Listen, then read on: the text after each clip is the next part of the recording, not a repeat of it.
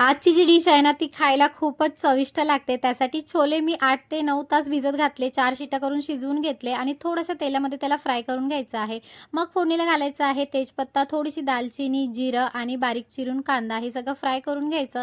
कांदा थोडा लालसर झाला, की मग त्याच्यामध्ये टोमॅटो घातला होता. नंतर हिरव्या मिरच्या घालायच्या आहे आणि इथे सगळे जे मसाले आहे आपले घरचे, ते 1-1 चमचा घेतला होता. थोडंसं पाणी घालून पेस्ट करून तो ॲड केला. नंतर इथे मी घेतला होता सुहानाचा बिर्याणी मिक्स मसाला 1 मोठा चमचा तोही घातला होता. म्हणजे चव अजून वाढते. नंतर जे फ्राय केलेले छोले आहेत ते ह्याच्यामध्ये घालायचं. थोडंसं मी गरम पाणी घातलं होतं म्हणजे थोडं चांगलं शिजून येतील अजून. झाकण मारायचं आणि 2 ते 3 मिनिटं शिजवून घ्यायचं आहे. नंतर याच्यामध्ये आपल्याला घालायचं आहे राईस. तुम्ही कोणताही राईस यूज करू शकता. मी इथे कोलम घातला होता. चवीनुसार मीठ घालायचं आणि नंतर हलक्या हाताने ह्याला आपल्याला मिक्स करून घ्यायचं आहे. 2 मिनिटं आपल्याला ह्याला शिजवून घ्यायचं आहे. नंतर घालायचा आहे फ्राय केलेला कांदा आणि थोडीशी कोथिंबीर घालून मस्त गार्निशिंग करायची म्हणजे छोले राईस रेडी होतो. कशी वाटली रेसिपी नक्की सांगा.